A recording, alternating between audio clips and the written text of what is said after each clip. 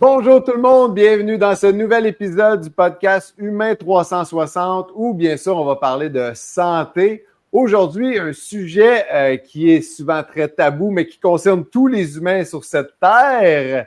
On va parler de sexologie et tout ce qui vient autour de ça. Et juste un petit rappel là, pour vous dire que cette année, en 2025, en fait, le 31 janvier et 1er février, va avoir lieu le congrès de la santé intégrative. C'est plus de 1000 professionnels de la santé de tous les milieux qui se rassemblent pour communiquer avec, entre les professionnels, pour apprendre à mieux se connaître, pour améliorer le service aux gens. Donc, on vous invite à aller visiter le site Internet de Humain 360 et de vous inscrire dès que vous pouvez au plus grand rassemblement multidisciplinaire en santé au Canada.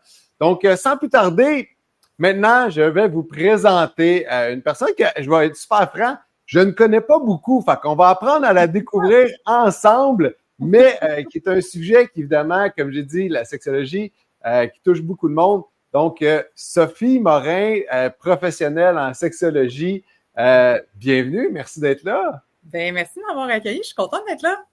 Good. Donc, avant d'aller dans les expertises de ce que tu fais, moi, j'aimerais ça savoir. Première question très simple. Sophie, tu viens d'où? T'es née où? Je viens de la Beauce, moi, je suis une Beauceronne, je viens de Saint-Georges. Ah, dans les montagnes des Appalaches de la Beauce! Dans une vallée, oui, comme 2 ballons. OK. Et puis, est-ce que tu as fait tout ton parcours scolaire en Beauce? Moi, j'ai fait primaire, secondaire, cégep, puis ensuite, je suis allée à l'Université à Montréal, à l'UQAM. En fait, sexologie, bien, récemment, il y a un bac en sexo qui vient d'ouvrir à l'Université Laval à Québec, mais c'est récent, là, c'est genre cette année ou je pense que ça va ouvrir l'année prochaine. Avant, ça se donnait juste à Montréal. Fait que j'ai déménagé à partir de l'université. OK. Fait que la seule place au Québec où ils se donnaient ce cours-là, c'était à l'Université de Montréal. À l'UQAM. À l'UQAM, OK, à l'UQAM. Parfait. Okay. Good. Puis, j'aimerais ça savoir, bon, fait que tu as vécu ton enfance en Beauce. On s'en va dans Beauce. Hein? J'ai la chance d'avoir beaucoup d'amis, là, justement, en jouant au football, qui venaient justement de la Beauce. C'était un super bel endroit, des gens avec qui on avait beaucoup de plaisir à passer. Et puis, dans ton parcours, justement, que tu as grandi, c'était quoi déjà? À quel moment, y a-tu un moment dans justement ton primaire, ton secondaire, tu t'es dit comme hey, moi, je m'en vais sexologue? Pourtant, tout, c'est arrivé vraiment plus tard. En fait, moi, je voulais être prof dans la vie. Ce qui m'intéressait là, quand j'étais petite, là, dans notre sous-sol, on avait un tableau, là, puis là, je jouais à l'école, puis j'aimais bien ça. Puis, je voulais être prof. Puis je voulais être prof d'histoire. Même jusqu'au cégep, j'avais envie d'être prof d'histoire. Okay. J'avais des super bons profs d'histoire au secondaire. C'était vraiment des gens passionnants. Puis là, je suis arrivée au cégep. Puis le prof d'histoire était vraiment plat. Puis j'ai réalisé que, ouais, ça me tentait pas tant, finalement. La matière brute, c'est comme, j'avais pas tant de fun. Fait que j'étais un peu, je savais comme pas trop quoi faire avec ça. Fait que j'ai pris une année sabbatique entre ma première et ma deuxième année de cégep. Moi, j'ai travaillé dans les camps de vacances quand même pas mal longtemps. Je suis même retournée, ça a été mon premier contrat professionnel. Bref, on pourra en reparler, mais... Ouais. Fait que je suis allée travailler justement sur une base de plein air, puis là, ça m'est comme revenu sexo, c'est quelque chose qui m'intéressait.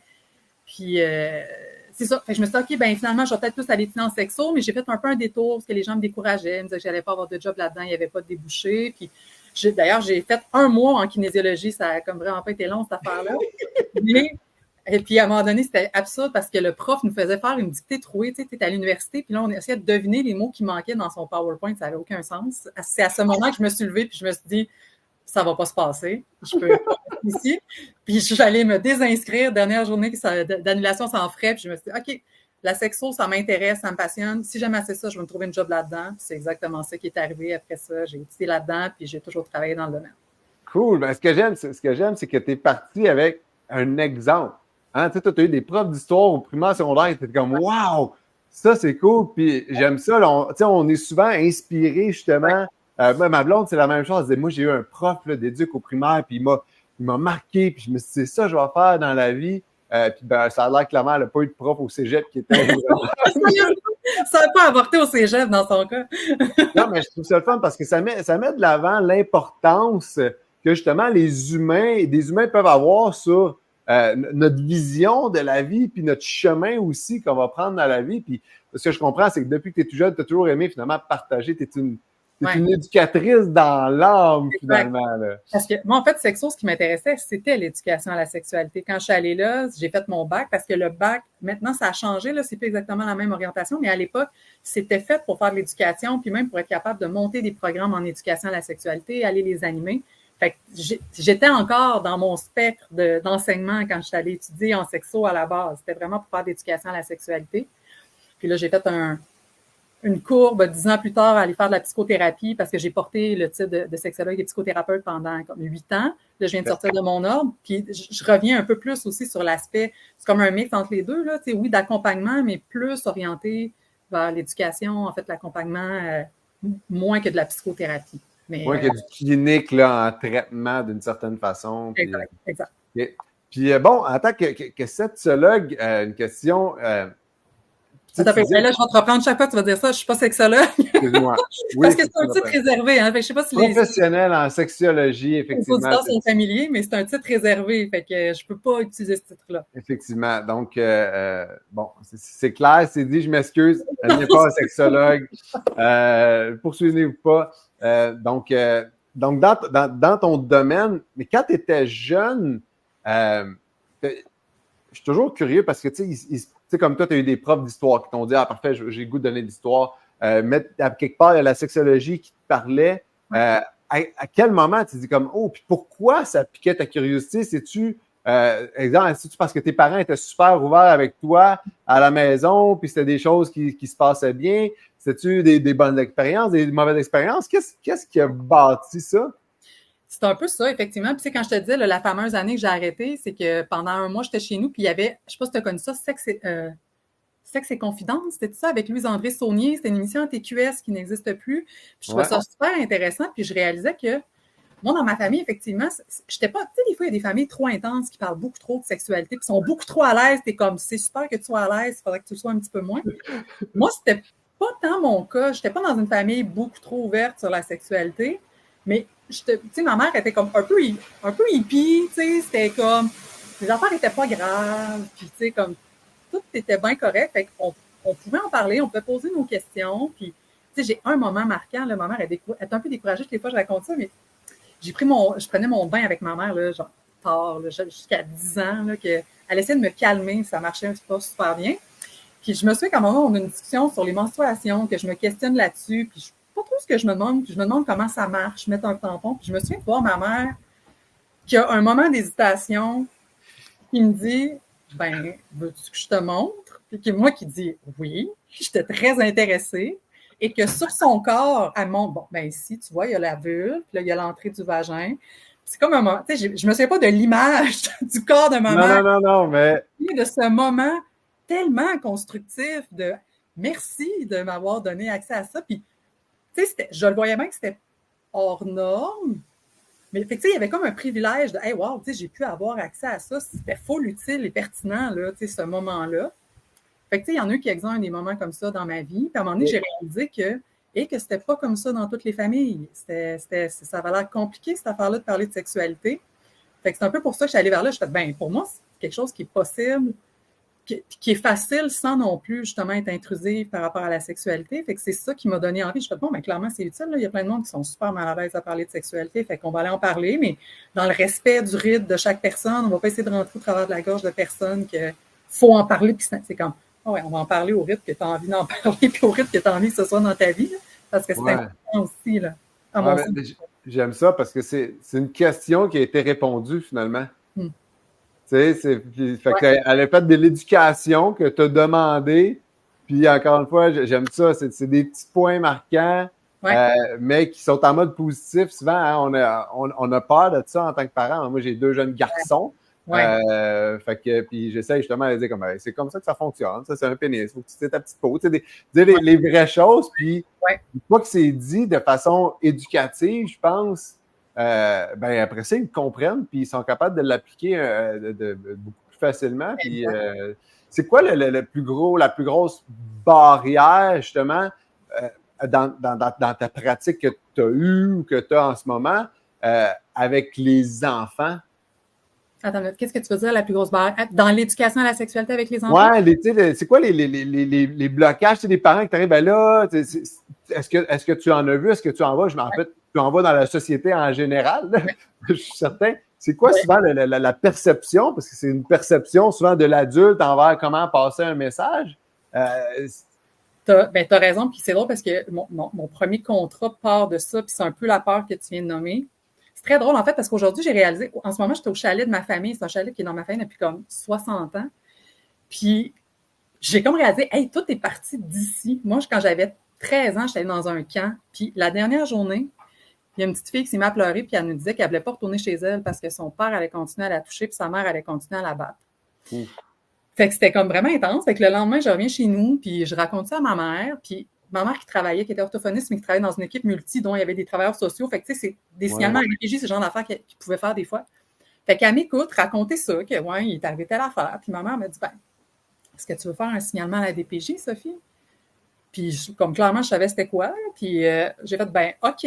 Fait qu'à 13 ans, accompagnée par ma mère, j'ai fait un signalement à la DPJ. Puis, j'ai su après que ma mère avait appelé au camp pour savoir, avez-vous fait un signalement à la DPJ? Puis, le camp était comme, ben non. Tu sais, il ne savait pas trop quoi faire avec ça.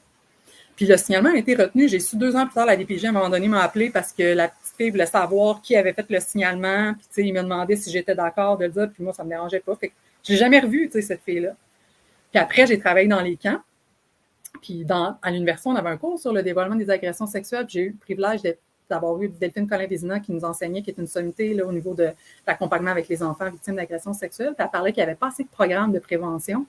Puis moi, ça m'est revenu. Puis j'ai fait crème. Il faudrait faire une formation sur comment on fait quand on a un dévoilement d'agression sexuelle de la part d'un enfant, puis qu'on est un moniteur, qu'on a 15, 16, 17 ans, puis la structure, puis comme gestionnaire, puis tout ça. Fait que j'ai décidé de monter ça. Je suis retournée voir dans mon ancien camp, mon ancien directeur de camp, puis je vais mettre en guillemets, j'ai eu la chance, c'est pas une chance pantoute, mais cette année-là, un camp concurrent, le directeur avait été accusé d'agression sexuelle. Fait que c'est super triste, mais comme entrepreneurial. Au niveau de l'entreprise, pour moi, je suis arrivée à un bon moment de dire, ben, tu sais, tu vas pouvoir montrer que toi, ça va pas arriver dans ton camp. Fait que pendant tout l'été, j'ai travaillé à faire la formation des moniteurs, puis j'étais intervenante aussi, puis je faisais des ateliers selon les groupes d'âge.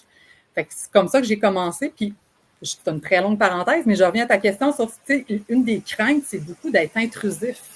Tu sais, je me souviens des moniteurs gars, 15-16 ans, tu sais, ils avaient peur de... C'était une époque aussi, il y avait beaucoup de prévention des agressions sexuelles, là, tu sais, c'était comme, il fallait pas mettre de crème solaire aux enfants, tu sais, je me souviens dans un guide de prévention, il disait qu'il fallait prendre les enfants juste sur le côté de même, tu sais, il fallait pas faire des câlins face à face, tu sais, pour pas se faire accuser d'agression sexuelle, fait qu'il y avait beaucoup de peur sur je veux pas être accusée d'agression sexuelle, puis je veux pas que l'enfant pense que je t'agresse. Fait que, tu sais, les adultes et les jeunes adultes étaient bien inquiets ils savaient pas comment incarner leur posture. Comment je peux être un adulte responsable, qui est pas intrusif, qui est en train de faire sa job d'adulte, d'éduquer, puis que ce soit perçu comme étant OK. Fait que, tu sais, moi, j'ai travaillé avec les moniteurs qui développent cette posture-là, puis ils étaient vraiment contents. Tu sais, comme quand je leur expliquais comment faire ça, prenaient confiance parce que, tu sais, je me souviens, à un moment donné, il y avait des moniteurs, les petites filles de 14 ans étaient arrivées, puis c'était dit que cette année, ils se pognaient les moniteurs. C'était pas les campeurs de leur âge, c'était les moniteurs. Puis les petites filles, ils étaient insistantes en tabarouette, là. Même l'école secondaire, les moniteurs, fait que, tu sais, c'était tout un challenge. Fait que ça, je l'observais dans les camps, puis avec les parents aussi, tu sais, jusqu'où je peux aller, je suis correct, puis mon Dieu, vas-tu me faire de la DPJ, vas-tu débarquer chez nous si je fais ça? J'ai-tu le droit de faire ça? Tu sais, comment trouver la zone safe, tu sais, puis de faire sa job d'éducateur, mais tu sais, de rester du bon bord de la limite. Fait que c'est souvent ça la crainte, tu sais, que les gens ne savent pas exactement comment faire, puis sont bien contents qu'on leur explique, tu sais, comment on peut faire ça. Ouais, puis écoute, moi, quand j'avais, je pense, 19-20 ans, je coachais une équipe de filles, justement, de soccer de 13-14 ans. Fait écoute, puis mon père m'avait dit, c'est quand même un très bon conseil, là, il dit, assure-toi de ne jamais être seul avec une des filles ou le groupe, tu sais, au moins s'ils sont en groupe, là. Mais assure-toi, puis c'est comme, moi, dans ma naïveté, des fois, non, mais moi, là, je suis là pour les coacher, puis je veux juste les aider. Puis on était comme, oui, mais pense un petit peu, mais tu sais, je suis certain que ça aurait été très utile, finalement, de dire, puis en plus, ça intervient émotionnellement à cet âge-là, des filles, c'est quelque chose. Ben oui. C'est parce que ça fait partie du développement psychosexuel de tester sa séduction, puis son pouvoir de séduction. Puis c'est comme, hey, j'ai été capable avec ce petit gars-là, puis avec ce petit gars-là, puis là, un plus vieux, puis là, le prof, puis là, le coach, ça marche-tu, cette affaire-là? Comme je suis capable d'aller jusque-là. Fait, ça fait partie du développement. C'est un peu chiant, là. Je veux dire, j'ai plein d'empathie pour les coachs, hommes, profs de ce monde, tu sais, qui font comme, hey boy, ça, c'était un peu intense. Puis je comprends au bout le conseil de ton père, puis je le sais qu'on dit ça, puis effectivement, il peut y avoir certains risques, puis en même temps, il y a une partie de moi qui est triste, parce que je me dis, crime, qu'est-ce qu'on est en train d'enseigner, tu sais, à nos filles, tu sais, c'est comme, hey, ton pouvoir de séduction est tellement grand que si jamais la porte se fermerait, là, ça se fermait, il pourrait se passer quelque chose de sexuel. C'est comme, comment ça se fait qu'on n'est pas capable d'enseigner aux gens que, hey, on peut être derrière une porte fermée et être en sécurité. Ouais. Mais en même temps, je sais qu'il y en a des ados qui ont des troubles de santé mentale, qui vont tester, puis que ça se passera pas bien. Puis je comprends que les adultes ont envie de se protéger là-dedans. Puis il y a probablement des façons de faire, à mettre en place, mais je pense que l'absolu de dire faut jamais être avec un ado la porte fermée, moi, ça me rend triste au bout d'entendre. Même si je comprends. Là. Puis effectivement, puis je suis d'accord avec toi. Essayons de partir sur une note plus enjouée, dark side de la chose. Mais je pense que c'est important. Attends, mais c'est positif parce que c'est comment on fait pour être un adulte incarné dans sa sexualité sans avoir l'air d'un pervers. C'est quand même une question super intéressante de comment on peut le tourner de façon positive. Ouais. Tu sais, c'est ça. En tout cas, moi, j'aime ça. Moi, je fais ça avec mes clients. C'est ça mon trip. C'est comme comment on peut le faire d'une façon qui est ludique puis qui est acceptable puis on n'est pas en train de dépasser des limites. On le voit des fois du côté négatif, mais ça peut être bien le fun, là. C'est ça que j'aime aussi dans ta façon. Puis, comme, je regardais ton site Internet, puis moi, ce que j'aime un peu, c'est comme, tu sais, la théorie. Puis tu donnais l'exemple sur ton site Internet de ton prof d'éduc, justement, qui démontrait comment faire. T'es comme, je veux pas que tu me le dises, que tu me l'expliques, fais-moi le faire. Hein? Allons dans le concret, s'il vous plaît. Donnez-moi des choses concrètes, tu sais. Ouais.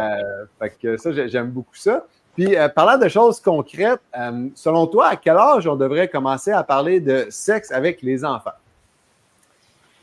En fait, cette question-là, c'est à partir du moment où il y a des situations qui se présentent pour le faire. Parce que là, la sexualité, c'est pas nécessairement la génitalité non plus. Non. La sexualité, ça peut être très large, mais c'est faut le faire. Tu sais, quand nos enfants ils ont des couches, on a toujours bien un accès direct à leurs organes génitaux pendant qu'on charge les couches. Tu sais, comme on peut pas être plus dedans. Tu sais, ça en est des contextes. C'est déjà un contexte d'éducation à la sexualité informelle. De ça va être quoi? Tu sais, on parlait de la posture d'un adulte en ce moment, je sais que je nettoie mon enfant, c'est pas sexualisé, c'est pas érotisé. Dans ma posture, dans mon énergie que je vais dégager, je dégage.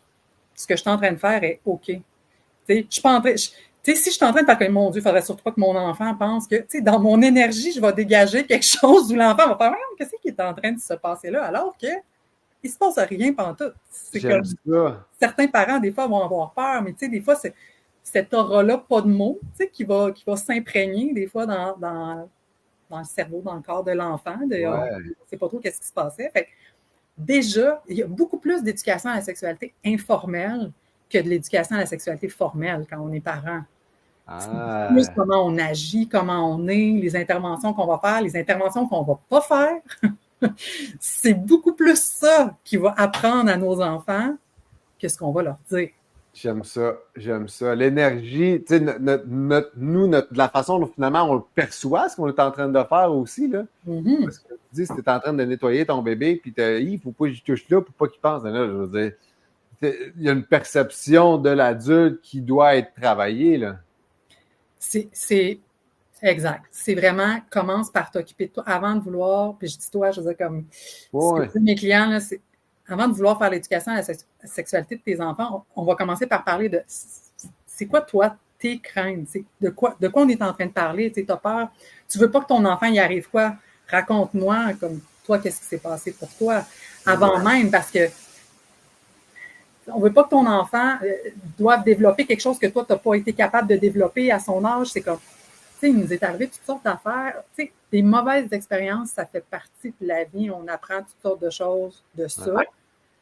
Puis on n'est pas en train de souhaiter des mauvaises expériences à personne, mais tu sais, comment je peux m'en servir pour que ça devienne quelque chose de constructif et non pas un poids à porter. C'est comme, hey, moi, il m'est arrivé ça, il ne faudrait pas que toi, il t'arrive ça.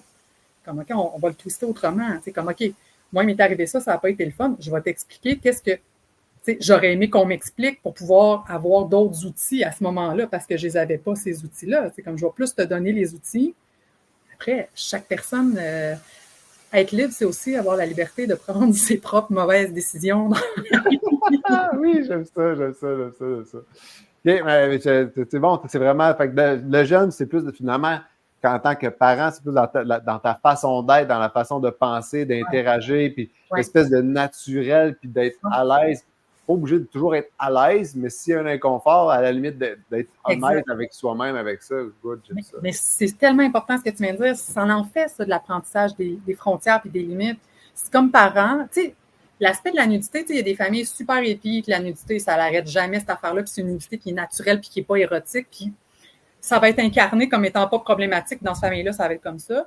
Puis c'est correct. Puis dans une autre famille, il va y avoir comme, OK, non, attends une minute. Là, moi, à partir du moment où il y a tel critère, à partir du moment où tu as 5 ans, à partir du moment où c'est la puberté, à partir du moment, là, ça va arrêter. C'est que le parent qui va dire, ben écoute, moi, à partir de ce moment-là, non, tu sais, il y a plus de nudité, parents, enfants. C'est de l'incarner. C'est comme, c'est correct. Moi, ma limite, elle est là. Ça ne veut pas dire que la limite devrait être là pour tout le monde. Mais pour moi, elle est là. Je suis en train de me respecter. Je suis en train de te demander de me respecter par rapport à cette limite-là. Fait que oui, c'est pas juste justement dans ce qu'on dit. Ça va être de, ben écoute, moi, je vais pas à cette place-là. Tu sais, je suis pas nécessairement à l'aise. Je pense que c'est pas mon rôle. Pour tirer Z raison, mais c'est de l'incarner. Tu sais, ça peut être, maman, je suis rouge, une petite fille, je suis rouge à ma vulve, que tu sais, autant de mère qu'un père peut faire. Non, je connais pas ça, je suis pas médecin, je suis pas infirmière, on va aller voir le médecin, moi, c'est pas mon rôle, écoute, ça fait partie de ton intimité. Tant que ça vient pas avec une espèce de message sous-jacent de honte, qui veut dire, franchement, à quoi tu as pensé de faire de même, tu sais. Fait que les frontières, c'est jamais problématique, tu sais, c'est très sécuritaire et sécurisant. Fait que c'est parfait d'en avoir. Puis si on est à l'aise, on peut y aller aussi si on est mal à l'aise. Tu sais, des fois, on va être un peu maladroit. Fait, écoute, je vais essayer de t'expliquer ça, je vais faire mon possible. Là, ça se peut que je m'en fâche un peu. Puis c'est correct, ça a le droit d'exister. Là. C'est d'être honnête avec ça. Ça m'amène, si on avance un petit peu dans le temps, le rôle que a en ce moment l'éducation à la sexualité dans les écoles. Et j'aimerais savoir, toi, c'est quoi ta vision là, de Sophie Morin? Il dit, l'éducatrice que tu es, que tu débarques dans une école, puis tu te fais comme, bon, ben voici comment ça va aller. Fait que j'aimerais savoir l'espèce de clash de ce qui se fait en ce moment, puis ce qui pourrait être un monde un petit peu plus optimal, disons. Ouais. Mais c'est sûr que moi, je vais plus dans l'école, ça fait un bout de temps parce que justement, je faisais plus du clinique, je travaille plus avec les adultes, puis tout ça, avec les adultes justement puis avec les parents. Fait que, tu sais, je suis bien honnête, je suis pas super au courant de ce qui se fait dans les écoles, j'en entends un petit peu parler, mais quand même, de ce que j'entends parler, c'est comme le gros bout qui est bien délicat, puis qui a plein d'enjeux, c'est comment on peut parler du plaisir sexuel, du plaisir du corps. Tu sais, comment on peut parler de cet aspect-là de plaisir, puis que c'est correct d'avoir du plaisir. C'est comme bien compliqué, ça, d'essayer de l'aborder sans qu'il y ait des levées de boucliers de certains parents, puis c'est plus facile de parler des problèmes de santé publique, tu sais, des grossesses à l'adolescence, puis des ITSS, puis de mettre un condom, puis des drogues, tu sais, les adultes vont être plus à l'aise souvent de dire ce que tu n'as pas le droit de faire. Fait que c'est comme ils mettent les règles, ils mettent les limites du terrain de jeu, mais après ça, comment on peut jouer dans le terrain de jeu une fois qu'on a les limites? C'est comme, ben ça, vous arrangerez avec vos affaires. C'est drôle, hein? Ça, en fait, je vois un parallèle direct avec la santé. C'est comme, ben, une fois que tu es malade, on va te prendre en charge. Mais avant, on ne te donnera pas vraiment d'outils pour que tu sois en santé. C'est comme, arrange-toi, fais de ton mieux, mais une fois que tu vas être malade, par exemple, là, on va te prendre en charge. c'est un... Oui, effectivement. Mais je peux les comprendre. Tu sais, en ce moment-là, je sais que ça va changer dans les écoles. Là. Avant, c'était dans les cours de CR. Tu sais, comme, je ne sais pas, tu as quel âge? Moi, j'ai 42 ans. Là. Moi, j'ai eu un cours d'FPS là, dans notre temps. Ouais. À la base, ces cours-là étaient supposés être enseignés par des sexologues. Puis là, pour des raisons syndicales, en fait, ça n'a pas passé. Fait que c'était comme soit les profs d'éduc ou les profs de religion qui allaient donner ce cours-là. Puis finalement, politiquement, ils trouvaient ça plus safe de donner ça aux profs de religion. Ça a donné ce que ça a donné, c'est-à-dire pas les meilleures personnes placées pour enseigner ce cours-là. Ouais. Puis ça a été retiré. Puis là, c'est un peu à la pièce. Tu sais, il y a des affaires super intéressantes qui se font, mais ça demande un leadership fort dans les écoles. Moi, mon père a été prof d'éduc, puis a été directeur d'école, puis il est devenu travaille à l'Université de Sherbrooke, puis il forme les directions d'école. Ouais. J'en entends beaucoup parler de cet angle-là, Ouais. mais c'est vraiment une question de direction. Est-ce que ton directeur va te backer comme prof, toi, tu vas amener quelque chose comme étant un projet qui a du bon sens? Tu sais, si tout le monde est un peu marche sur des œufs et ne sont pas game d'y aller, c'est la même chose, là, je reviens sur, c'est la posture de l'adulte. Est-ce que comme adulte, j'incarne le fait que hey, c'est normal, c'est mon rôle de parler de ça. Je ne suis pas en train de parler de ma sexualité puis flasher ma sexualité, mais c'est mon rôle d'être un modèle dans ma façon d'enseigner, d'être, d'incarner, que c'est correct d'être un être sexuel, de ne pas être gêné de ça. Ça se peut que les ados ils vont trouver ça bien drôle quand ils vont s'en faire parler la première fois, mais ils écoutent pareil. T'sais. Puis les enfants, c'est la même chose. Fait. Mais tout cet aspect-là de plaisir, c'est si j'en parle, je m'imagine que les gens me voient avoir du plaisir, puis là, ils se font des images mentales. Je veux pas être cette personne-là en avant que tout le monde s'imagine que j'ai du plaisir pendant que j'enseigne. Fait que, tu sais, c'est... Mais pourtant, hein, je veux dire, c'est la base de la vie, avoir du plaisir aussi, là. Je veux dire, le sexe, c'est la base de la vie, c'est la reproduction. On peut le faire en ayant du plaisir en plus, tu sais. Mais c'est-tu quoi? Je pense que comme ton champ d'expertise puis le mien devrait plus travailler en collaboration. Tu sais, on parlait du plaisir du corps, ne serait-ce que le plaisir d'être dans son corps, dans le mouvement. Tu sais, avant même de penser faire des cours d'éduc, puis de sport, puis de badminton, puis de basket, on peut juste comme amener les gens à comment t'es dans ton corps. On va même pas te donner rien à maîtriser, là, juste apprendre à être incarné dans ton corps, bouger, à être au sol, sentir ton corps, connaître comment ta machine elle fonctionne. Tu sais, comme tout ce qui est mobilité globale précoce. Ouais. Tu sais, les gens qui ont développé leur mobilité globale, quand ils arrivent dans la sexualité, il y a comme quelque chose qui est intégré. Là. Les patrons moteurs ont été développés, les patrons moteurs sont là. Il y a une meilleure connexion avec leur feeling. Ben oui, mais c'est ça. Mais ça part de là. Ça part de la petite enfance, là, tu sais, comme de tout ce développement-là. S'il y a des étapes qui ont été sautées, mais ça peut avoir des impacts après là, dans la sexualité adulte. Là. Fait que, tu sais, si on faisait ça, ben s'il y aurait moins un gros step quand on arrive à la sexualité, c'est comme si là, on n'a pas trop parlé du corps, puis là, c'est comme, hey, là, on parle du corps, puis là, il faudrait que tu aies du fun, puis là, il faut que tu fasses attention. C'est comme, il me semble qu'il y a beaucoup de choses à faire dans ce dossier-là de nous. Ouais, c'est l'opposition, hein. Faut que tu aies du fun, mais il faut que tu fasses attention. Comme là, pourquoi tu me stresses si je suis supposé avoir du fun? Il faut que tu maîtrises ton corps que tu connais pas vraiment, puis là, toute ta proprioception qui est comme pas claire parce que c'est flou, puis l'interoception qui est pas non plus intégrée. C'est beaucoup de choses en même temps. On réalise pas que, hey, on peut-tu juste faire de l'éducation sensorielle? C'est comme si, on a fait ça en maternelle, comme à la garderie, c'est supposé être intégré. Pas nécessairement.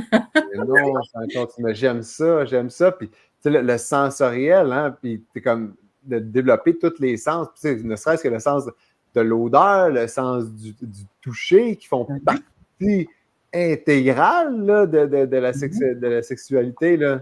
Ben oui, c'est comme, est-ce que tu as développé assez tu sais, c'est ça, si tes acquis précoces sont pas là, t'es dans la merde dans la sexualité.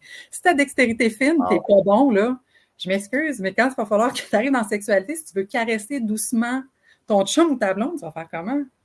Comment tu vas faire pour caresser un clitoris doucement si si t'as la misère à tenir ton crayon, ta fourchette, ça, on part de la base, mais tu seras pas meilleur quand tu vas arriver dans la sexualité. Fait qu'il y a vraiment des acquis de base que, ben oui, puis après ça, tu sais, je te donne un exemple.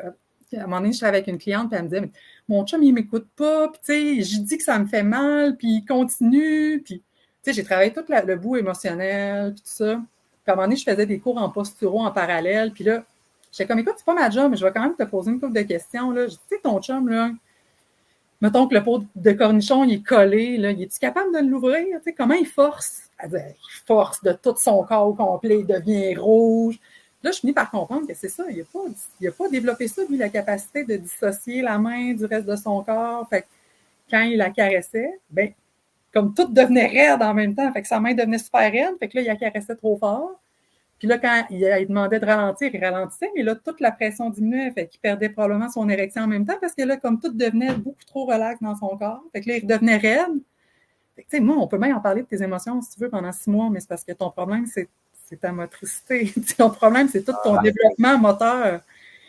Tu sais, La santé intégrative, et voilà, la sexualité en fait partie.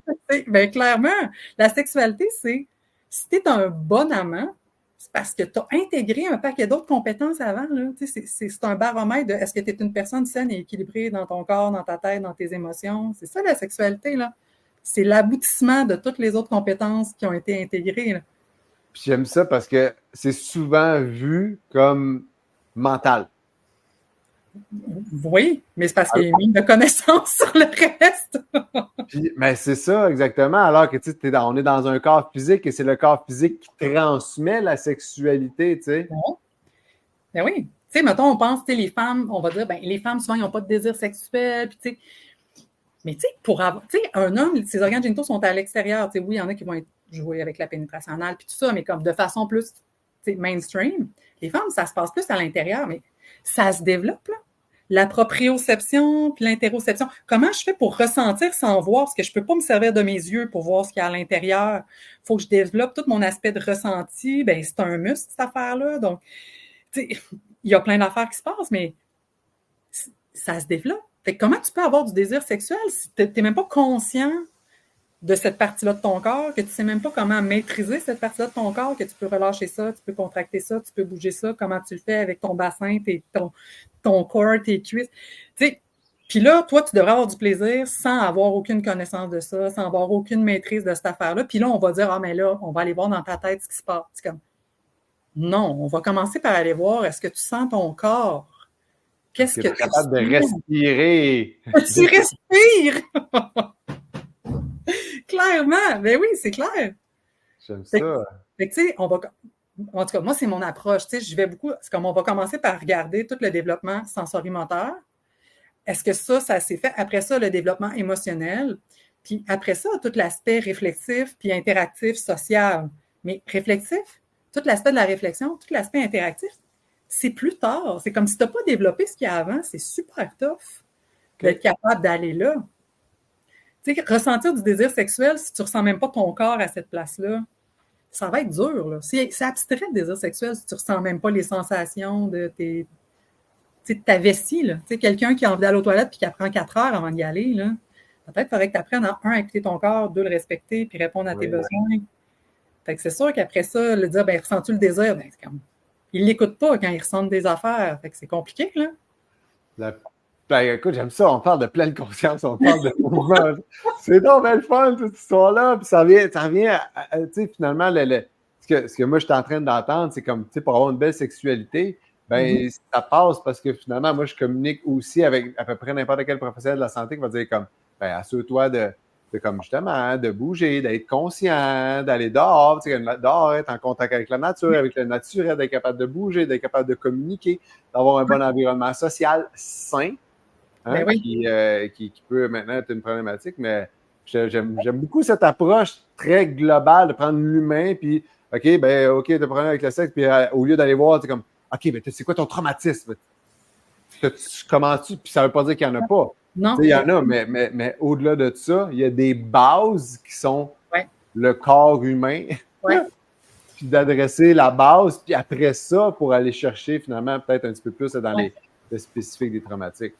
Ben, exactement. Tu sais, moi, c'est comme, parce que j'ai travaillé pendant 10 ans avec mon bac. Tu sais, moi, je suis passionnée d'éducation. Je pense que tu le vois, là, j'aime ça expliquer les affaires. Puis quand le monde ne comprend pas, je suis comme, hey, attends une minute, je vais t'expliquer. Puis, tu sais, quand les gens, la connaissance, c'est tellement une richesse extraordinaire. C'est comme, ah, ben, je le savais pas. C'est comme, OK, ben, c'est ça, c'est sûr, tu ne pouvais pas le faire. Tu ne savais même pas que cette affaire-là, ça existait. Fait qu'on va commencer par ça. Puis après ça, je suis allée faire du clinique. Puis, tu sais, il y a une affaire qui me buguait. Puis des fois, je me disais, crème. Tu sais, oui, des fois, il y a des traumatismes, tout ça, mais si tu n'as pas développé les compétences entre ton traumatisme et aujourd'hui, il va te réarriver la même affaire aujourd'hui qu'au moment du traumatisme. Fait que, oui, le traumatisme est le déclencheur, mais c'est surtout le manque d'outils par rapport à qu'est-ce qu'on fait dans une situation comme celle-là qui manque. Tu sais, sinon, la personne continue à avoir peur et ne veut pas y aller. C'est comme, ben, il faut que je tout tire là-dessus. Fait que, traumatisme, pas traumatisme, tu n'as pas ces outils-là. Tu sais pas plus quoi faire avec. Fait que, oui, des fois, il y en a que justement, dans leur développement, ils vont l'avoir développé autrement, mais fait que c'est sûr qu'une personne qui a un traumatisme, le corps shut down, là, souvent dans les traumatismes, là, les gens vont tomber. Il y en a qui vont être plus dans une réponse de combat. Mais il y en a qui vont être dans une réponse de fuite, il y en a qui vont être dans une réponse de mort feinte. Là. Il y a ça dans la sexualité. Là, le monde qui. Les personnes qui font l'étoile, là, c'est comme limite, c'est. Si tu n'es pas engagé dans ton corps, comment tu vas avoir des sensations? Si tu n'es pas engagé dans ton corps n'est pas en mouvement, comment tu ressens les choses, comment tu fais pour t'ajuster dans tes sensations.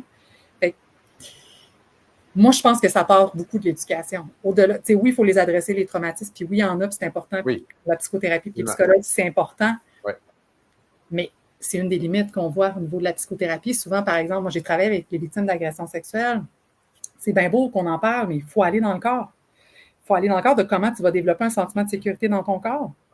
Parce que le corps, ben, dans le chemin neurologique, ça s'active avant la conscience puis la capacité de réfléchir. Quand même, tu le sais, on s'en fout. C'est l'autre affaire qui s'active avant. C'est le parallèle, puis je peux être flou, là, mais pour moi, en tant que professionnel de la santé, c'est comme une douleur chronique. Tu sais, quelqu'un, je me suis blessé au coude parce qu'il est arrivé X, Y, Z. Mais maintenant, il n'y a plus de blessure. Tu sais, comme le coude s'est réparé, mais il va faire tel mouvement, puis le corps va quand même lui envoyer les signaux de douleur. Fait que, tu sais, c'est la réponse neurologique à un événement. Puis là, il faut aller reprogrammer. Surtout que moi, par exemple, dans le mouvement, je reprogramme par le mouvement. De comment tu peux réintégrer ce mouvement-là puis changer ta réponse. Mais avant même le mouvement, clairement, tes clients, si ça marche, parce qu'ils sont en sécurité avec toi.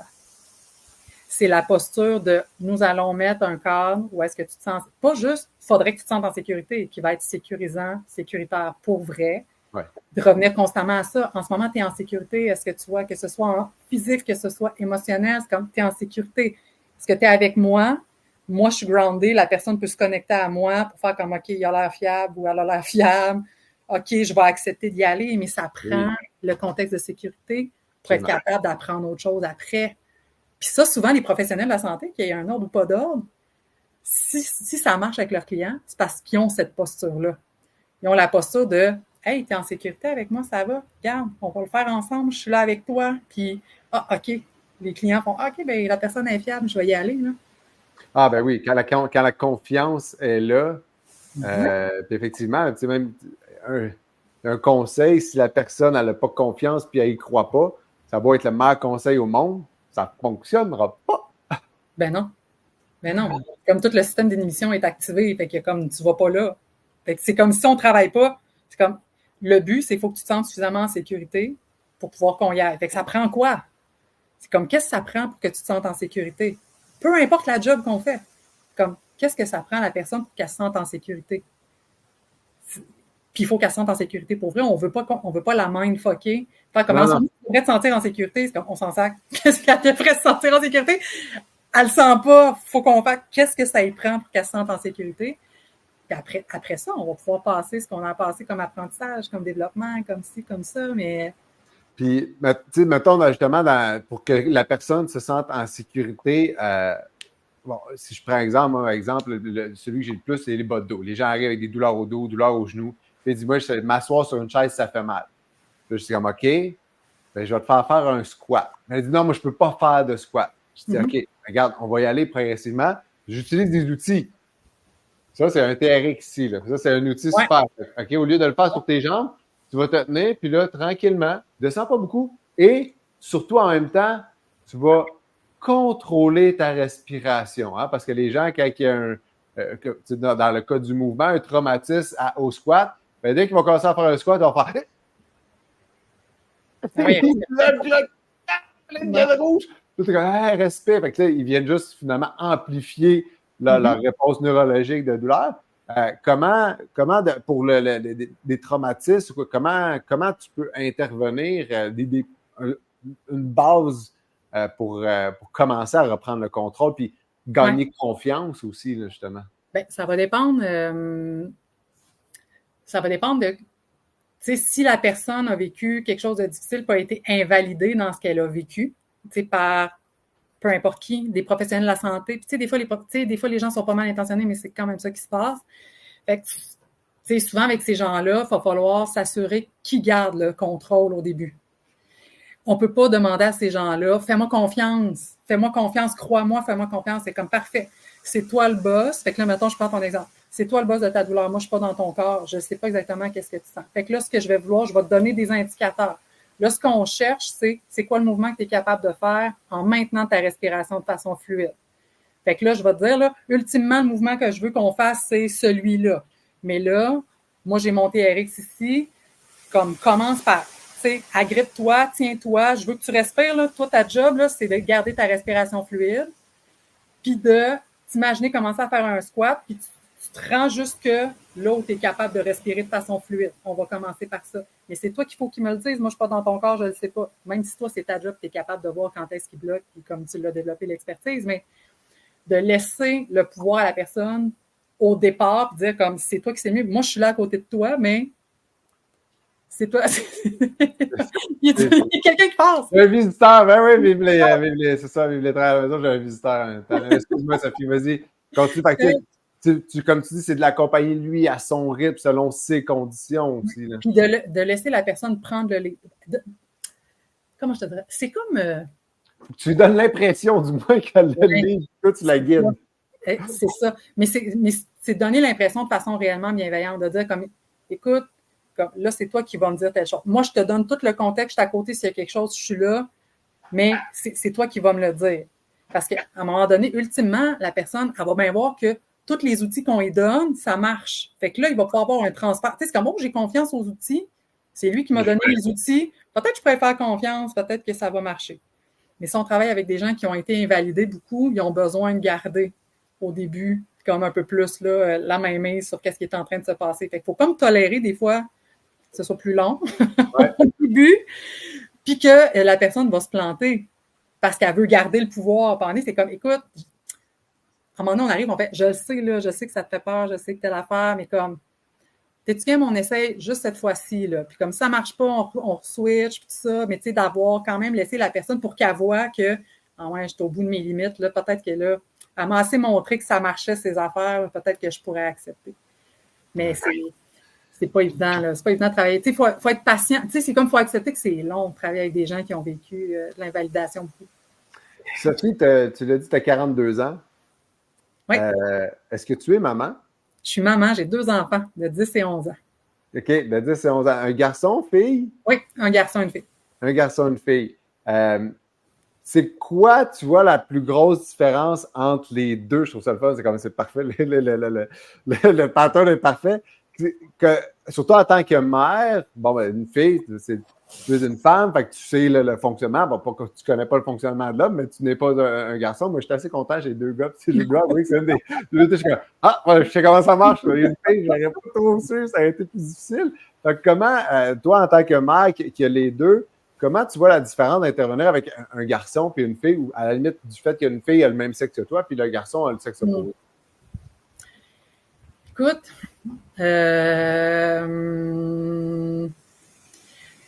je pense que j'ai de la misère à te répondre parce que mes enfants n'ont pas nécessairement une posture stéréotypée par rapport au fait qu'ils soient un garçon et une fille, mettons. Okay. Ben, ils sont comme plus balancés. C'est pas genre un petit gars, puis la petite fille, vraiment petite fille. Là, il y a comme quelque chose d'un peu plus balancé dans leur partie féminin, masculin. Okay. J'ai de la misère à te répondre à ça, mais je pense qu'ils sont encore, ils sont pas encore à l'adolescence, mais ils ont vécu des affaires plus de base, avoir envie de jouer au docteur quand ils étaient plus petits, un peu de curiosité, ces affaires-là. Il y a beaucoup de questions de personnalité. En tout cas, dans mon cas personnel, c'était plus par rapport à leur personnalité que par rapport à leur sexe ou leur genre, mais ça pourrait être différent là, dans d'autres familles qui ont des enfants un petit peu plus stéréotypés, là. Négativement, là, bien sûr. Comment tu sais, comme parfait, jouer au docteur, comment tu l'adresses en tant que parent? C'est comme, allez-y, jouer au docteur, ou c'est plus comme, il faudrait mettre des petites conseils ici. Souvent, c'est plus l'intervention de c'est arrivé, puis là, on explique le bout. C'est comme, OK, donc là, les amis, comme c'est normal que tu sois curieux, c'est normal que tu te questionnes comment le corps de l'autre est fait, puis tout ça, mais écoute, là, c'est quelque chose qu'on fait pas à la garderie, tu sais, c'est quelque chose que tu fais. Tu as le droit d'explorer ton corps quand tu es tout seul dans ta chambre, quand tu es dans la salle de bain. Et là, moi, comme j'explique beaucoup de choses à mes enfants, je me suis ramassée avec des questions que la majorité des parents ne se rendent pas là. Ouais! Et maintenant, là, à un moment donné, mon fils arrive, garderie, là, genre 4-5 ans. Puis là, on a quand même dit ça, on a joué au docteur dans la cabane à la garderie, puis Je dis, oui, mais tu peux pas à la garderie. Puis il m'a répondu, puis j'avais expliqué aussi que, j'avais nommé, c'est super important que quand tu as ce genre de jeu-là, il faut que tu t'assures que tout le monde a le goût de jouer. Si la personne ne dit rien, c'est pas oui. C'est comme, faut que la personne ait une curiosité, hoche la tête, qu'il y a comme quelque chose qui se passe, ça a l'air le fun, cette affaire-là. Sinon, tu vois. J'aime ça. Mais mon fils me répond, oui, mais comme, ça y tentait. Puis là, c'était comme, oui, mais on était dans la cabane, puis ça y tentait. Fait que là, c'est comme, on a comme un stade de discussion d'adolescence. 4 ans. C'est un petit peu intense, tu sais. Puis parce que là, moi, ma peur, c'était les autres parents. Là. C'est comme, bon, là, le petit gars de la sexologue. Ouais, c'est ça. Fait qu'on est allé un petit peu plus loin de, oui, mais effectivement, mais là, ça, c'est dans un lieu public. Dans un lieu public. La cabane dans la garderie, c'est quand même la garderie. Ouais. Tu peux pas. Ça revient à, dans le fond, quand il arrive un épisode, puis ce qui va nous arriver, hein, des épisodes, c'est pas comme, hey, il faut pas que tu fasses ça. C'est de comme, fait que tu tombes, de tomber rapidement en mode éducation, puis de dire, justement, voici le pourquoi, le comment, le oui, le non, comme justement la contextualisation, dire, est-ce que tout le monde était d'accord? C'est comme, OK, ça, c'est le genre de choses qui se fait pas là, qui se fait là. Fait que, tu sais, déjà, d'éduquer, de diriger, et non pas de réprimander, parce que je pense que ça, c'est probablement, je sais pas si c'est quelque chose que tu as constaté, mais si quand tu es jeune, tu te fais réprimander, comme, touche-le pas, fais pas ci, fais pas ça, mais c'est sûr que tu développes à un moment donné, t'es comme une espèce d'inconfort, finalement, avec ton corps. Il y a de la honte, qui peut émerger dans ce contexte-là. Puis... Mais tu sais, tantôt, on parlait de la relation plaisir. Tu sais, moi, mon fils de 5 ans qui me dit comme, je me souviens plus, mais la conversation était allée sur, OK, mais il y avait comme une question de, oui, mais j'ai-tu le droit si c'est dans la chambre à la maison avec un ami? Puis là, c'est comme en théorie, oui, mais là, à un moment donné, c'est dans quelle mesure, moi, je dis à mon enfant que, oui, tu peux explorer avec ton ami à 5 ans. Tu sais, c'est comme là, c'est le genre d'affaire qui se pourrait arriver sans que je le sache habituellement. C'est supposé être caché en dessous de la galerie. Tu sais, comme parent, c'est comme, pourquoi?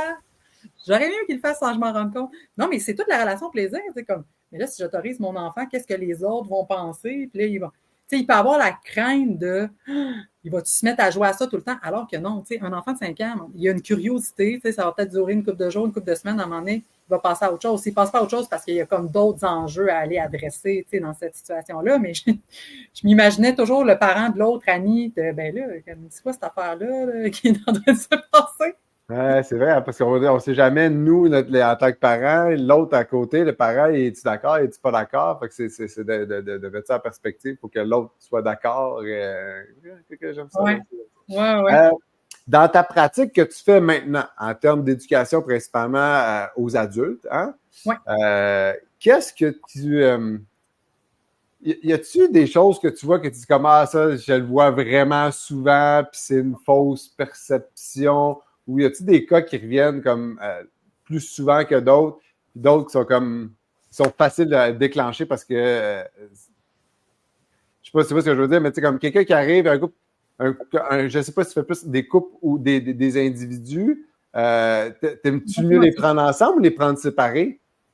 Ça dépend vraiment, ça dépend vraiment de c'est quoi la difficulté pour laquelle la personne vient à la base. Ouais. Je dirais que là, je suis en train de plus en plus à travailler. Tu sais, je m'en vais pour travailler avec les couples parce que là, en ce moment, ce que je réalise que j'aime vraiment faire, c'est travailler avec les couples qui s'aiment, mais que pour toutes sortes de raisons, ils se sont éloignés. Ils habitent dans la même maison, ils ont peut-être des enfants, mais tu sais, quand tu leur parles, ils s'ennuient un de l'autre. Tu sais, comme l'aspect couple est plus tellement là. Ouais. Tu sais, souvent, la sexualité a un peu pris le bord, puis quand je creuse avec eux, je réalise que ça a comme été une façon de prendre soin du couple parce qu'à un moment donné, il y a comme quelque chose qui a breaké dans leur sexualité. Puis, ils n'ont pas voulu se blesser un l'autre. Fait que là, comme la fréquence a un peu distancé, mais c'est pas ça qu'ils veulent. C'est pas nécessairement ça qu'ils veulent, mais ils n'ont pas été capables. Ils savent pas exactement de quoi il faut qu'ils parlent, tu sais, mais ça a comme pas marché. Puis là, quand ils en parlent, ils s'engueulent. Fait que là, ils veulent pas s'engueuler. Fait que là, puis là, à un moment donné, ils débarquent dans mon bureau, mais comme ces couples-là, tu sais, c'est pas les mêmes personnes que des couples qui s'engueulent et qui veulent s'arracher la tête. On n'est pas, c'est pas la même dynamique, tu sais. Fait que, plus de la communication, finalement. Bien, il y a des aspects de communication, je te dirais que souvent, il y a beaucoup d'aspects de méconnaissance de toutes sortes de choses, de fonctionnement du cerveau, du sens que ça a. Tu sais, les gens, ils pensent qu'ils connaissent beaucoup de choses au niveau émotionnel, puis souvent, il y a des raccourcis intellectuels qui se font. Personne n'est de mauvaise foi, là, mais c'est comme, tu sais, ce matin, je travaillais avec un couple, puis le monsieur était comme, ben, tu sais, là, elle veut pas, tout ce qu'elle me dit, c'est qu'elle le sait pas, puis là, tu sais, dans le fond, puis là, tu sais, il se sentait calme, lui, il voulait aller la rejoindre, puis là, il est devenu super agité, puis on a calmé tout ça, puis à un moment donné, je fais, mais ça se peut-tu qu'elle ne sache pas pour vrai, tu sais, que vraiment, elle ne sait pas, qu'elle ne sait pas qu'est-ce qui fait qu'elle n'a pas de désir, ça se peut-tu? Mais après ça, moi, je suis là, je vais vous aider, inquiétez-vous pas, je vais vous aider à mettre des mots là-dessus, là, il n'y en aura pas de problème. Mais tu sais, il y avait beaucoup d'impuissance, tu sais, dans... Je veux qu'elle me le dise, mais je pense qu'elle aimerait ça aussi, mais elle ne sait pas quoi te dire. C'est ça le bug. Moi, ma job, mon expertise, c'est d'écouter l'histoire, puis moi, ce que j'aime, c'est écouter les trous dans l'histoire. C'est comme, quand l'histoire est fluide, il n'y en a pas de problème. À un c'est comme, il y a tant de minutes, là, c'est allé trop vite, ce bout-là. Là. C'est quoi le bout qui nous manque? C'est souvent le bout qui nous manque qu'on a besoin. C'est comme, ah, OK, c'est ça le bout qui vous manquait. Bon, ben là, on a besoin de ça. Là. C'est comme ça fait partie de l'histoire, comment on va travailler avec tout ça. Tu sais, les gens vraiment de mauvaise foi puis de mauvaise volonté sont vraiment rares, là, pour vrai. C'est rare. Mais j'aime ça parce que ce que tu viens de dire, moi, je me ramène au début quand on a dit, tu sais, quand on est jeune, on ne prend pas conscience de comment on se sent, conscience de notre corps. C'est ce qui nous vient. Là, c'est comme, je ne sais pas pourquoi je ne veux pas. On n'est même pas capable d'identifier, nous, comment on se sent. Fait que ça revient vraiment à dire, ben si, à la base, en fait, appelons ça de la prévention, puis de l'éducation à comment tu te sens, pourquoi tu te sens comme ça. Tu sais, je vois très bien le parallèle, encore une fois, avec, tu sais, dans ma pratique, mais souvent, c'est lié au stress. Ah, ben là, je suis pas stressé. OK, tu n'es pas stressé, t'as peu. Juste avec la posture du corps. Tu sais, je suis comme, je suis pas stressé. Tout est raide, il n'y a rien qui bouge. Je te dis, prends une grande inspiration, puis après une inspiration, tu fais comme, oh. Clairement, c'est parce que tu es mais les gens ont beaucoup de difficultés à se percevoir, puis à accepter, puis juste faire comme, OK, je suis stressé pour telle raison. Donc, déjà ça, tu tombes en mode contrôle, alors que quand tu es en mode incontrôle, ben c'est là que ça cascade, puis ça finit en stress chronique, tu ne sais plus quoi faire. Fait que je vois un lien quand même assez, comme là, je ne sais plus ce qui se passe avec mon corps, mais tu l'as tellement pas écouté probablement pendant longtemps. Mais c'est plus que ça, Jean-Christophe, OK? Puis ça, tu sais, les neurosciences, c'est super jeune, les neurosciences, là, puis ça nous apprend, là, ça va vite, là, les affaires qu'on comprend. C'est que, je vais classer mes idées, là, comme tout se passe en même temps, mais c'est pas juste une question d'éducation, c'est vraiment une question de câblage du cerveau qui se passe dans la relation. Là. Puis, tu sais, si les gens qui écoutent, ils ont une chose à se souvenir, là, ça va être ce que je vais dire là, qui est vraiment important, là, c'est que toutes ces compétences-là, émotionnelles, réflexives, identifier ses émotions, identifier comme la sensation, puis l'appeler l'émotion, ça, là, ça se développe pas tout seul. Il faut qu'il y ait eu, dans notre vie, des adultes matures émotionnellement qui ont fait cette job-là à notre place avant qu'on soit capable de le faire. Tu sais, là, comme les gens qui ont des enfants, mais on regarde notre enfant, c'est cogné le genou, il pleure. C'est nous qui mettons les mots dessus. Tu t'es cogné le genou, ça fait mal, t'as bobo au genou, viens ici, on va comme mettre la glace, on va donner un bisou, puis on va mettre un plaster. Avant que l'enfant catch que, OK, là, l'inconfort que j'ai mal au genou, puis là, ça, c'est le genou, puis ça, c'est un mal. Puis qu'est-ce que je fais quand j'ai mal au genou? Je mets de la glace, puis je donne un bisou. Ça s'apprend, la séquence. Puis il faut qu'il y ait quelqu'un qui ait mis des mots dessus, puis c'est comme ça pour tout. T'sais. Il faut que nos parents identifient nos émotions adéquatement. Si mon parent, quand j'avais de la peine, me disait « t'es fâché », bien là, le cerveau, il est comme « c'est quoi cette affaire-là? » Puis il y a comme une dissonance, mais j'apprends, j'ai pas identifié la bonne émotion avec le bon mot. Puis c'est pas tant le mot le problème, c'est quoi la réponse. Face à quelqu'un qui est fâché, c'est quoi la réponse adéquate? Face à quelqu'un qui est triste, c'est quoi la réponse adéquate? C'est surtout ça l'enjeu. On pourrait appeler ça fourchette, ça ne changerait absolument rien. Ouais. Mais face à quelqu'un qui est triste, bien, je vais être là, je vais prendre soin. Tu sais, il y a comme un bout d'acceptation qui est là. Alors que si quelqu'un est frustré, la frustration, la colère, c'est j'ai besoin d'aide. Je ne suis pas capable tout seul. C'est ça la colère. C'est comme face à la colère, on a tendance souvent à reculer. Il y a du monde qui ont... Alors qu'il faut faire un pas en avant, faire comme, attends une minute, j'ai pas compris, là, qu'est-ce qui est en train de se passer, comme je vais essayer de t'aider avec ça. Dans la tristesse, on est là, on est plus tranquille, on ajuste la distance. Fait que si j'ai pas eu des... Ça peut être les parents, mais après ça, il peut y avoir eu des éducateurs à la garderie, il peut y avoir eu des profs, il peut y avoir eu des coachs qui ont fait cette job-là ou des psys.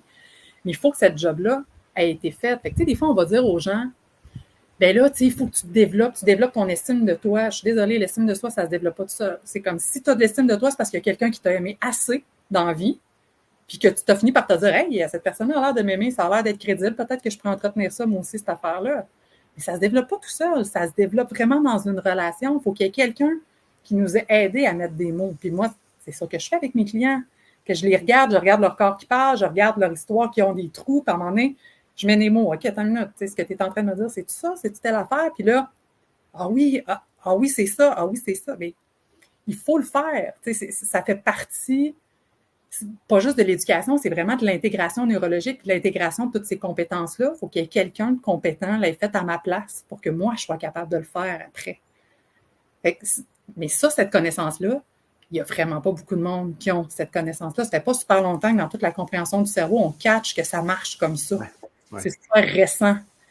Fait que là, les gens n'ont pas cette connaissance-là. Fait qu'ils ont des croyances qui sont complètement dans le champ par rapport au fonctionnement des émotions, du cerveau, de la réflexion, des actions. C'est comme, ben, je comprends que ta croyance, c'est ça, mais je t'informe que neurologiquement, c'est pas de même que ça se passe. Je vais te l'expliquer comment ça se passe. Fait que comme ça, on va comme prendre le bon chemin. Fait que moi, c'est ça qui me fait triper de faire avec mes clients. Le bout d'éducation, c'est beaucoup ça. C'est que je vais t'expliquer comment il marche ton cerveau, je vais t'expliquer comment il marche ton corps. Après ça, on va mettre ça ensemble, tu vois, ça va bien aller. Puis ils sont contents, là. C'est comme, OK, cool, maintenant, je sais quoi faire, parce que je sais comment ça marche pour vrai.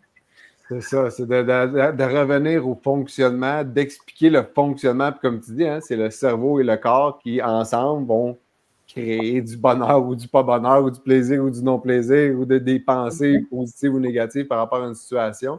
Exact. Une fois qu'on comprend le pattern derrière ça, les connexions, comment ça fonctionne. J'aime ça parce que, puis en plus, je suis certain que les clients, une fois qu'ils passent, ça aide au niveau de leur sexualité, mais à un paquet d'autres affaires autour aussi. Là, c'est, les enfants, je pense qu'en tant que parent, de comprendre, moi, je suis quand même dans ce monde-là, mais encore, avec mes enfants, les fameuses émotions, nous autres, on a le monstre des émotions, là, fait que le bocal rouge, le bocal jaune, le bocal vert, le ci, fait que, OK, quelle émotion, d'être capable de les identifier, puis mais de nous, je pense que le meilleur exemple, c'est peut-être pas le livre, c'est peut-être moi, finalement, quand je file comme ça, ben, je file comme ça à cause de telle affaire, puis là, ils font comme, ah, wow, OK. Oui. D'être moins, non, ça va. Eux autres sont comme, OK, mais pourquoi ça va, puis t'es pas de bonne humeur, tu sais? Ben oui. Ils deviennent tout mêlés, puis en tant qu'adulte, ça revient à dire, j'ai conscience de telle situation, je suis capable d'identifier le pourquoi, voici les effets que ça a sur moi. Exact. Une fois que je comprends ça, ben, ça l'aide dans un paquet d'aspects de la vie, fait que j'aime ça. Exact. Ben oui, c'est super important. Puis c'est ça qui fait que les enfants développent la perspicacité ou pas. C'est parce qu'à un moment donné, ils ont entendu leurs parents expliquer, tu sais, comme si c'était un comportement, mettons, plus maternel, là, tu sais, comme, tu sais, la mère qui se promène dans sa maison puis qui raconte tout ce qu'elle est en train de faire parce que c'est pas nécessairement quelqu'un qui l'écoute, mais bon, OK, je vais aller mettre ça dans la laveuse, je vais revenir, bon, c'est parfait, ça c'est fermé, je vais faire ça. Bon, je vais aller aux toilettes, moi. Comme tu sais à quel genre de personne je fais référence. C'est super important, ça, comme parents, ceux qui prennent soin des enfants. Parce que les enfants assistent au show. Ah, OK, c'est ça qui se passe pour elles. C'est en train de se passer dans sa tête. Ils apprennent que, OK, quand elle parle normal, elle parle d'elle. Puis quand elle me parle avec toutes ces expressions, elle a l'air de parler de moi quand elle fait ça. Fait que c'est ça, tout le développement de l'empathie, c'est d'être capable d'assister aux deux.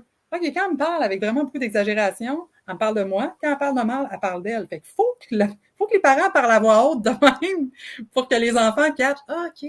Là, elle parle de ça, qu'elle est vraiment pas contente. Là, ils voient l'expression, ils entendent les mots, qu'elle est pas contente. OK. Je t'en commenter sa vie. Même. Tu sais, c'est de même, ça va, j'ai pas besoin de m'occuper de rien. Tu vois, c'est.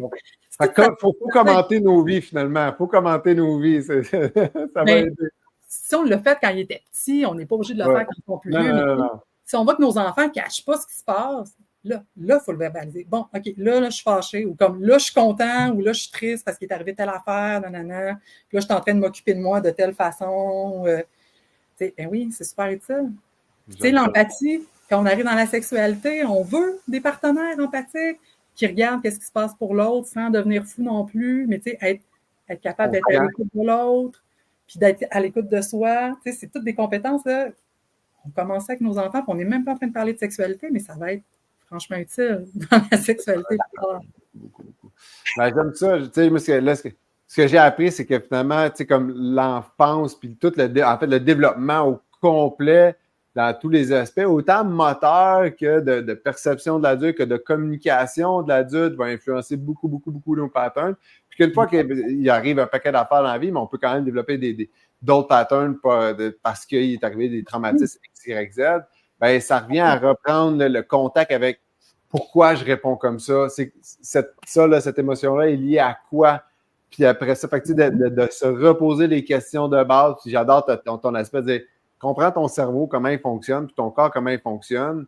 Puis après ça, ben, puis de là qu'on devrait faire plus d'éducation physique, entre autres, donc les jeunes, arrêter des asseoirs, c'est pas en étant assis qu'ils vont développer tout ça. On pas sur un ballon, au moins. Ouais, ben, effectivement, sur un ballon, il y a de quoi de plus. Fait que je trouve ça super intéressant, Sophie. Écoute, j'aime ça à la fin. J'aime ça poser des petites questions qui sont un petit peu plus champ gauche. Le but, c'est on s'amuse avec ça, on répond comme ça. Mauvaise question. T'aimes-tu mieux les gars ou les filles? En tant qu'enfant, je te poserai pas cette question.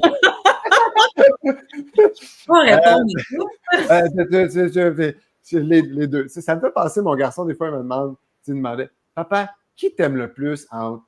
Peut-être comme, des fois, maman, moi. Attends, je vais pas répondre les gars, les filles, je vais plus parler en termes d'expression de genre, tu sais, mettons que stéréotypement, tu sais, les gens, la façon d'agir de ce qu'on associe aux femmes ou ce qu'on associe aux hommes ou aux gars.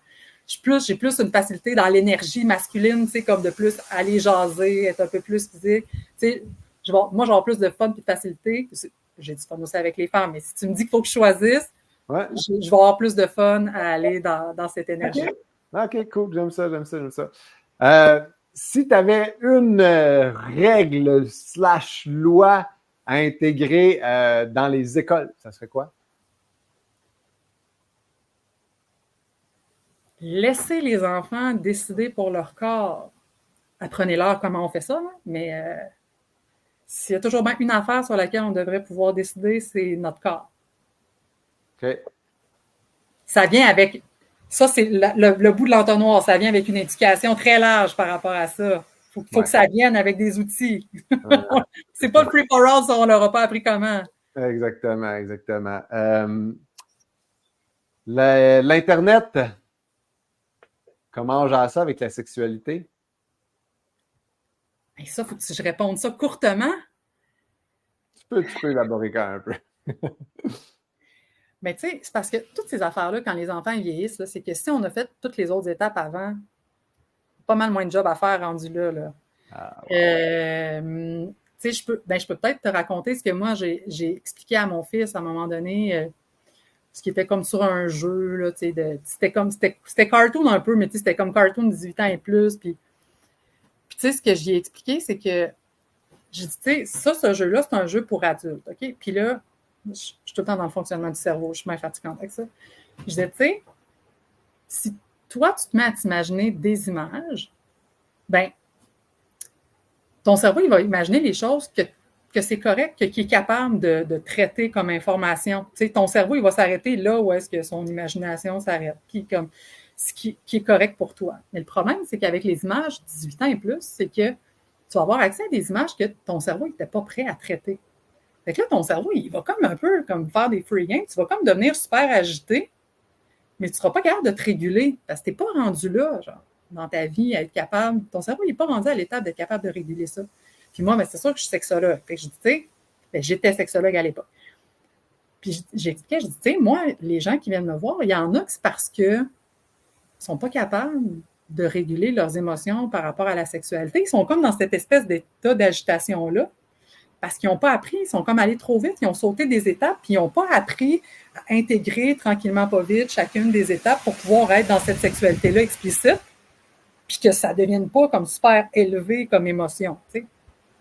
J'avais expliqué ça plus dans des mots d'enfant, là, si je ne me souviens plus exactement, mais en gros, j'avais expliqué, j'avais dit, tu sais, mais il avait bien compris le fonctionnement de son cerveau, j'avais dit, C'est pour ça, tu sais, que je veux pas que tu regardes ces images-là. C'est pas de ton âge, tu sais. Puis, tu sais, tu deviens super agité, puis ton cerveau, il n'est pas prêt à gérer ça. Fait qu'il faut respecter ton corps, respecter ton cerveau, respecter ton rythme.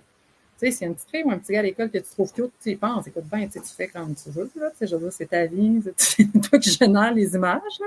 Ouais. Et les images 18 ans et plus, t'es pas rendu là. Il manque plein d'autres étapes avant que ton cerveau soit capable de générer ça. Fait que, tu sais, moi, je suis pas dans Mal ou bien, là, ouais.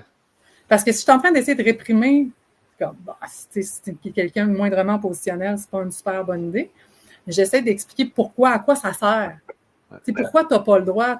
Oui, mais c'est pour les adultes. Oui, mais pourquoi c'est les adultes? C'est sûr que moi, j'ai les connaissances.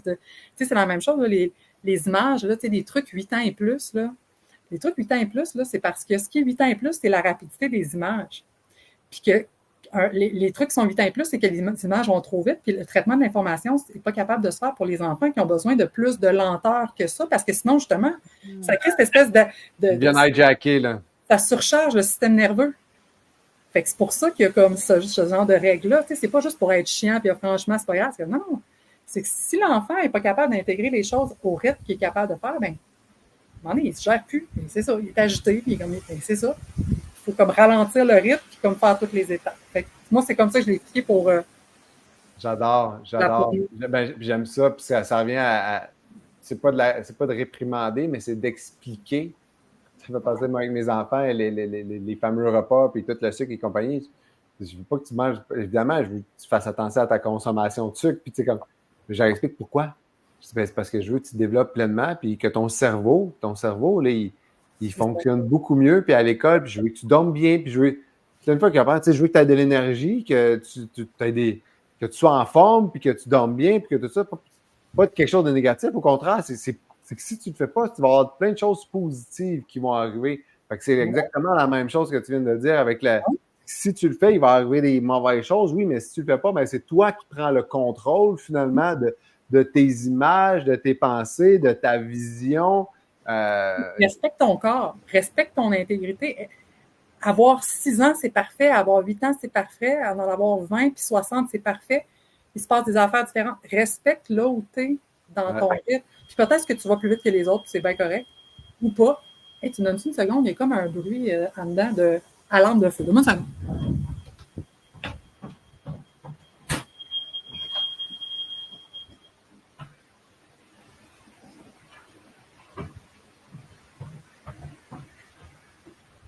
Excuse-moi, j'avais juste peur que ça. C'est juste qu'il y a de la fumée, mais il y a un foyer. Il y a un foyer, mais je pense que la bûche humide a fait trop de fumée. Tu es en sécurité, c'est ça qui est Ça va, il n'y a pas. Le chalet n'est pas en train de pogner en feu. Donc, après cet épisode de Presque Feu, en ce moment, tu es en Beauce, si je comprends bien. Je suis dans les cantons de l'Est. Ah, tu es proche de chez nous. Ah, merveilleux. Tu pratiques où en ce moment? Moi, je pratique principalement à distance, en fait. Ben, je dis principalement, mais c'est pour l'instant exclusivement à distance. Okay. Moi, je suis dans le coin de Saint-Jean-sur-Richelieu. Je suis en train de réfléchir, tu sais, en tout cas, il y a peut-être des services qui vont se développer, peut-être même d'aller chez les gens. En tout cas, je suis en train de réfléchir à ça, là. Je suis bien ouverte, je suis bien flexible sur bien des affaires, mais pour l'instant, c'est à distance. OK, à distance. Puis, t'es sur la rive sud de Montréal. T'es-tu sorti de Montréal tout de suite après l'UQAM? Non, j'ai habité à Montréal pendant 10 ans quand même. On a déménagé quand j'ai fait ma maîtrise. On savait, avec les enfants, moi, j'avais grandi justement sur une terre avec une maison à 2 étages. Comme j'avais envie d'avoir quelque chose qui ressemblait un peu à ça. Fait qu'on était allé à Saint-Jean-sur-Richelieu. J'ai fait mes stages là-bas, fait que ça m'a permis tranquillement pas vite d'être dans la communauté. Fait que je suis à Saint-Jean depuis 10 ans. Déjà 10 ans. Si je te pose la question, tu complètes la phrase. OK. Comme à l'université, hein? Complète la phrase. Parce que je me lève et je quitte. La sexualité, c'est?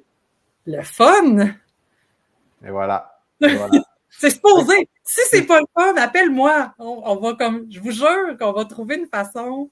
C'est pas supposé être une corvée, c'est pas supposé être une tâche. C'est supposé être un lieu de connexion à soi, à la personne avec qui tu es dans ta vie. Puis si c'est pas ça, là, on va trouver comment, pour vrai. ça va avoir tellement de retombées positives sur ta vie après. Si c'est le fun pour vrai, on va pas te faire à croire que c'est le fun, on va faire en sorte que ce soit le fun pour vrai. Ouais. En fait, j'en ai une supplémentaire que tu viens de me faire flasher. Les bénéfices hormonaux de la sexualité. Qu'est-ce qui se passe dans le corps? Quoi, c'est si bon que ça? Et là, j'avoue là, que je ne serais pas super bonne pour te décortiquer les hormones par rapport à ça, mais il y a clairement un état de détente. Tu sais, c'est qu'il y a plusieurs choses qui vont être stimulées. Tout l'aspect justement de connexion, là, comme je te dis, tu ne serais pas meilleur que moi pour nommer chacune des hormones, mais tu sais, tout l'aspect détente, l'aspect bonheur, l'aspect connexion. Tu sais, oui, il y a vraiment un cocktail hormonal là, qui va être sécrété au moment de l'orgasme et au moment aussi des contacts comme tel. Ouais. Là. Ah, tu vois, en fait, c'est souvent la base, puis c'est pour ça que les fameux préliminaires, puis juste le toucher, l'oxytocine, qui est comme, tu sais, qui est l'hormone de l'amour, puis de justement, ça, tu sais, de se donner un câlin de 20 secondes, là, qui est prouvé, justement, ben c'est ça que ça fait, l'oxytocine, de se sentir aimé, ben après ça permet vraiment d'aller chercher, puis comme tu dis, après ça, à l'orgasme, puis de l'effort, il y a de l'adrénaline aussi là-dedans, il y a un beau cocktail. Mais comme tu dis, moi, je suis en train de faire des recherches sur les impacts sur le travail. Tu sais, c'est quoi les impacts des employeurs de fournir à leurs gestionnaires? Puis, tu sais, moi, je m'intéresse plus aux gestionnaires, aux employés aussi, mais souvent les employés ont des PAE, mais aux gestionnaires. Tu sais, qui c'est qui s'occupe des gestionnaires dans la vie? Tu sais, c'est clairement si ça se passe pas bien dans ta famille, dans ton couple. Puis, tu sais, les entrepreneurs aussi, là, tu sais, souvent, qui vont être bien gros accès de travail, ça peut être rough sur le couple. Tu sais, c'est quoi les impacts, tu sais, notamment économiques sur ta santé, de ne pas prendre soin de ta sexualité, puis quand je dis prendre soin de sexualité, là, c'est pas faut avoir du sexe 2 fois par semaine, comme non. C'est que ce soit le fun pour vrai, que ce soit un lieu de rencontre. Tu sais. Ton chum, ta blonde, c'est pas ton ami. C'est ton chum puis ta blonde. Tu l'as choisi comme chum puis comme blonde. Ça venait avec. Là, tu sais, j'exclus, mettons, les gens qui se décrivent comme asexuels, dans le sens qui sont pas dans la sexualité, là. Ouais. Mais tu l'as pas choisi comme coloc. Tu l'as pas choisi comme ami. Tu l'as choisi comme chum puis blonde. Puis il y avait ça au départ, tu sais, probablement qui était le fun, comme c'est rendu où ça? Comme, puis il y en a des réponses. Puis quand ça revient, il y a pas mal moins d'engueulades sur les affaires par rapport. Tu sais, moi, je dis à mes clients, on va pas parler des tâches là, chez vous. Là. C'est comme, mais croyez-moi que quand on va travailler ce qu'on va travailler, vous allez vous ostiner pas mal moins sur les tâches. Je vous garantis que c'est ça qui fait. Ça a un impact sur beaucoup de choses. Fait que prenez soin, j'aime ça. La sexualité, il faut que ça soit le fun, il faut que ça soit un endroit de rencontre positive. Fait que, merci, Sophie, de ton beau partage, d'avoir pris le jeu de répondre à toutes ces belles petites questions-là. Ça fut très agréable, très, très éducatif. Moi, de mon côté, hein, autant en tant que mari qu'en tant que père, ben, j'ai appris beaucoup. Des choses que je continue à travailler là-dessus, puis c'est un petit peu ça le processus de la vie, hein, c'est toujours continuer à essayer de s'améliorer puisqu'on n'est jamais parfait. Fait que, écoute, sophiemorin.ca pour ceux qui veulent plus d'informations. Fait que l'info, puis prendre rendez-vous en individuel, en couple, tu sais, je vais en entreprise aussi pour des gens qui veulent former leur gestionnaire, leur staff, sur l'impact que ça peut avoir, de prendre soin de son couple, sa sexualité, son intimité, c'est important. Comme se brosser les dents. Okay, j'espère que vous avez aimé cet épisode-là. N'hésitez pas à partager en grand nombre sur vos plateformes, sur vos réseaux sociaux et compagnie. Puis on se reverra dans un prochain épisode. Merci beaucoup, Sophie. Ben, merci à toi. À bientôt.